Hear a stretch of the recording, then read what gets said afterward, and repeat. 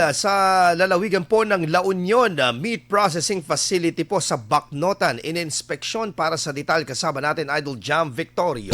104.7 IFM. Report!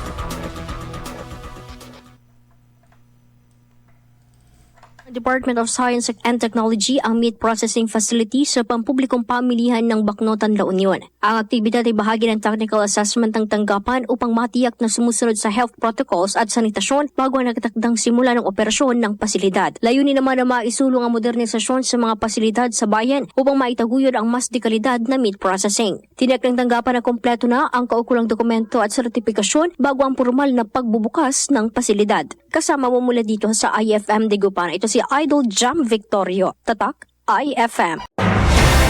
IFM News. IFM News.